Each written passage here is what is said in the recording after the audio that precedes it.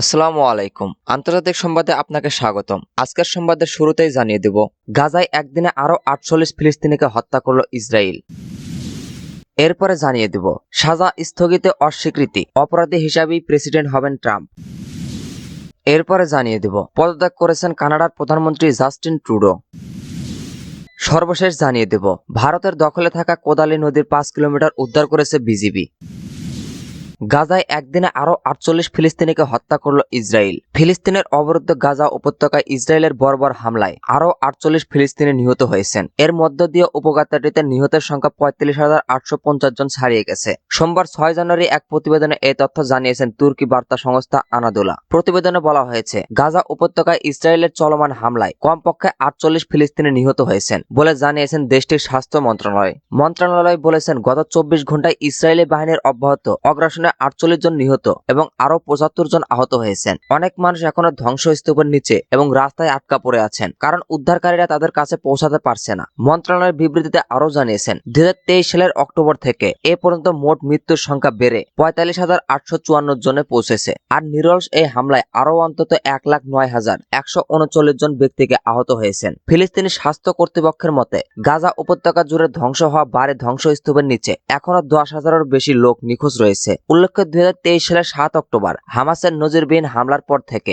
Israel Gaza উপত্যকায় অবিরাম বিমান ও স্থল হামলা চালিয়ে যাচ্ছে। ইসরায়েলি এই হামলায় হাসপাতাল, স্কুল, শরণার্থী শিবির, মসজিদ, গির্জা সহ হাজার হাজার ভবন ক্ষতিগ্রস্ত বা ধ্বংস হয়েছে। এছাড়া ইসরায়েলি অগ্রাসনের কারণে প্রায় ২০ লাখেরও বেশি বাসিন্দা তাদের বাড়িঘর ছাড়তে বাধ্য হয়েছেন। আর ক্ষতিগ্রস্ত বা ধ্বংস হয়ে গেছে অবরুদ্ধ ভূখণ্ডের ৬০% অবকাঠামো।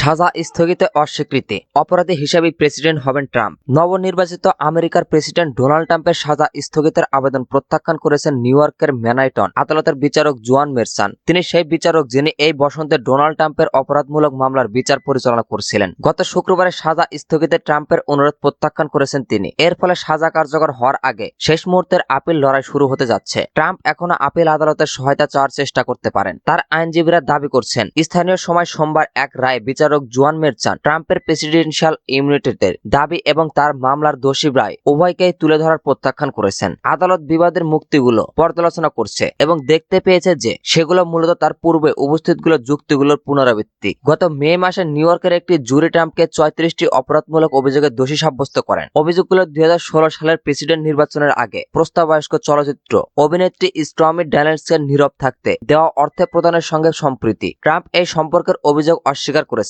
বিচারক মেরচান সাজা কার্যকর করার তারিখ নির্বাচনের পরে নির্ধারণের ট্রাম্পের অনুরোধ মঞ্জুর করেছিলেন, তবে গত শুক্রবার সাজা কার্যকর করার নতুন তারিখ নির্ধারণ করেন। তিনি ট্রাম্পের প্রেসিডেন্ট নির্বাচিত হিসেবে ইমিউনিটির দাবি এবং মামলাটি বাতিল করার প্রচেষ্টা প্রত্যাখ্যান করেন। যদিও বিচারক মেরচান কারাদণ্ড বা শাস্তি না দেওয়ার ইঙ্গিত দিয়েছেন, তবুও সাজা কার্যকর থাকলে ট্রাম্প মার্কিন ইতিহাসে প্রথম অপরাধী প্রেসিডেন্ট হিসেবে দায়িত্ব গ্রহণ করবেন। ট্রাম্পের আইনজীবীরা সাজা স্থগিত করার দাবি জানিয়েছেন এবং সোমবার প্রমত্ত এলাকায় দায়ের করেছেন ম্যানহাটন ডিস্ট্রিক্ট অ্যাটর্নি জেনারেল ব্র্যাগের অফিস এই প্রক্রিয়া দ্রুত শেষ করার পক্ষে যুক্তি করেছে। প্রসিকিউটররা বলেন, এ মামলার সাজা কার্যকর হলে প্রেসিডেন্ট নির্বাচিত ট্রাম্পের দায়িত্ব পালনে কোনো বিঘ্ন ঘটবে না। আইন বিশেষজ্ঞরা মনে করেন যে ট্রাম্প দায়িত্ব গ্রহণের পরে এই প্রক্রিয়া এগিয়ে নেওয়া সম্ভব হবে না। পদত্যাগ করেছেন কানাডার প্রধানমন্ত্রী জাস্টিন ট্রুডো। পদত্যাগ করেছেন কানাডার প্রধানমন্ত্রী জাস্টিন ট্রুডো। সোমবার তিনি প্রায় এক দশক প্রধানমন্ত্রী হিসেবে দায়িত্ব পালনের পর ক্ষমতাসীন লিবারেল পার্টির নেতা হিসেবে পদত্যাগ করেন। দলীয় প্রধানের পদত্যাগ করার সঙ্গে প্রধানমন্ত্রীর পদও চলে গেছে তার। তবে অটোয়াতে সংবাদ সম্মেলনে তিনি বলেছেন, দল একজন নতুন নেতা নির্বাচন না করা পর্যন্ত তিনি প্রধানমন্ত্রী হিসেবে দায়িত্ব পালন করে যাবেন। তিনি সংবাদ সম্মেলনে বলেন, দেশ একজন নতুন নেতা দাবি করে। একই সঙ্গে আগামী ২৪শে মার্চ পর্যন্ত পার্লামেন্ট স্থগিত করার ঘোষণা দেন তিনি। উল্লেখ্য, নিজের দলের ভিতরে এবং সর্বমহল থেকে পদত্যাগের জন্য ক্রমবর্ধমান চাপ দিলে ট্রুডোর ওপর এখন দলটির নেতা কে হবেন তা নিয়ে আলোচনা শুরু হয়ে গেছে। এখন পর্যন্ত তার উত্তরাসরী হিসেবে দেখা যাচ্ছে সাবেক উপপ্রধানমন্ত্রী ক্রিস্টিয়ান ফ্রিল্যান্ড এবং কেন্দ্রীয় ব্যাংকের সাবেক কর্মকর্তা মার্ক কার্নিকে। ওদিকে কনভার্সিটিতে দলের নেতা পিরিয়ে পোলাভের এক বিবৃতিতে বলেছেন, ট্রুডোর পদত্যাগের ঘোষণায় কোনো কিছুই পরিবর্তন হয়নি। তিনি এক্সরে লিখেছেন, ট্রুডো ৯ বছর ধরে যা করেছেন তার সবটাই সমর্থন করেছে লেবার দলের প্রতিটি এমপি এবং নেতা। এখন তারা লিবারেল পার্টির নতুন একটি মুখ মুখ এনে কানাডিয়ান ভোটারদের সঙ্গে ছল করার চেষ্টা করতে চাইছে এবং আরো 4 বছর ক্ষমতায় থাকতে চাইছে ট্রুডোর মতো। ওদিকে বিবিসির দক্ষিণ এশিয়া বিষয়ক প্রতিনিধি সামিরা হোসেন বলেছেন, ভারতীয় টেলিভিশন চ্যানেলগুলো জাস্টিন ট্রুডোর পদত্যাগের খবর রুদ্রশ্বাসে কভার করেছে। শীর্ষস্থানীয় সংবাদ বিষয়ক সাইটগুলোর প্রথম পৃষ্ঠায় দেখানো হয়েছে যে ট্রুডোর রাজনৈতিক মৃত্যু হয়েছে। এর কারণ তার সময়ে ভারত ও কানাডার মধ্যকার সম্পর্ক সব সময়ের মধ্যে সর্বনিম্ন পর্যায়ে নেমে গেছে, কারণ শিখ নেতা হরদীপ সিং নিজের হত্যাকাণ্ডের ভারতীয় এজেন্ডার দায়ী করে অভিযোগ করেছেন স্বয়ং জাস্টিন ট্রুডো। এ নিয়ে দুই দেশের কূটনীতিতে চরম উত্তেজনা দেখা দেয়, এমনকি কূটনৈতিক সম্পর্ক ছিন্ন পর্যন্ত হয়ে যায়। ভারত নিজের হত্যাকাণ্ডে জড়িত থাকা অভিযোগ অস্বীকার করে। ভারত বিশ্বাস করে কানাডায় ব্যবসাকারী বিপুল পরিমাণ শিখ জনগোষ্ঠীর সহানুভূতি পাওয়ার জন্য তিনি এমন অভিযোগ করেছেন। ফলে তার রাজনৈতিক পরাজয়কে সরকার স্বাগত জানিয়েছে। ভারত সরকার মনে করছেন কানাডায় একজন নতুন প্রধানমন্ত্রীর অধীনে দুই দেশের সম্পর্ক উন্নত হবে।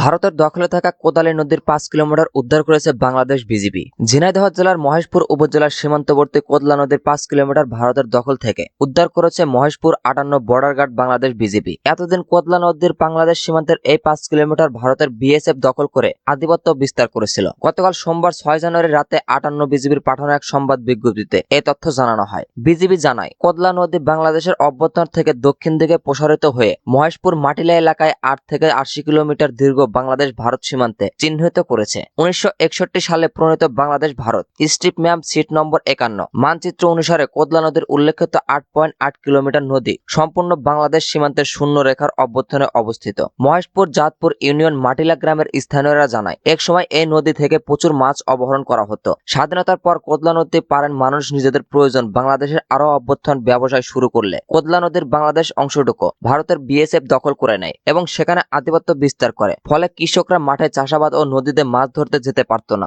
স্থানীয় সাবেক ইউপি সদস্য মহিউদ্দিন জানান, কোদলা নদীর বাংলাদেশ অংশে গেলে বিএসএফ বাধা দিত। এতে নদীটি ব্যবহার করা নিয়ে মাটিলা গ্রামের মানুষের সঙ্গে ভারতীয় সীমান্তরক্ষী বাহিনী বিএসএফ এর সাথে প্রায়ই ব্যবধান হতো। মহেশপুর 58 বিজিবি জানিয়েছে, সম্প্রতি কোদলা নদীর প্রকৃত মালিকানা সংক্রান্ত বিষয়টি বিজিবির নজরে এলে তারা প্রথমে বিভিন্ন নথিপত্র, স্থানীয় প্রশাসন ও মানচিত্র থেকে নদীটির প্রকৃত অবস্থান সম্পর্কে নিশ্চিত হয়ে বিএসএফ এর অবৈধ আধিপত্য বিস্তারের বিষয়ে তীব্র প্রতিবাদ জানায়। বিজিবি সদস্যরা সাহসিকতা ও প্রসারিতের সাথে কোদলা নদী নিজেদের আয়ত্তে আনতে সক্ষম হয়। বর্তমানে বিজিবি সদস্যরা প্রয়োজনীয় জনবল বৃদ্ধির পাশাপাশি এলাকার জন্য যন্ত্রচালিত বেড এবং নদীর পারে দ্রুত টাইলার অন করে ভেহিক্যাল এটিভি বরাদ্দ করেছে। এদিকে ভারতের কবল থেকে 5 কিলোমিটার নদী উদ্ধারের পর সোমবার দুপুরে মহেশপুর ব্যাটালিয়ন অধিনায়ক লেফটেন্যান্ট কর্নেল শাহ মোহাম্মদ আজিজুর সহিত স্থানীয় জনগণের সঙ্গে মত বিনিময় করেন। এ সময় নদী উদ্ধারে তাদেরকে সহায়তার জন্য বিজিবি কর্মকর্তারা জনসাধারণকে ধন্যবাদ জানান এবং নদীর প্রকৃত অবস্থান এবং মালিকানা সম্পর্কে পরবর্তী প্রজন্মকে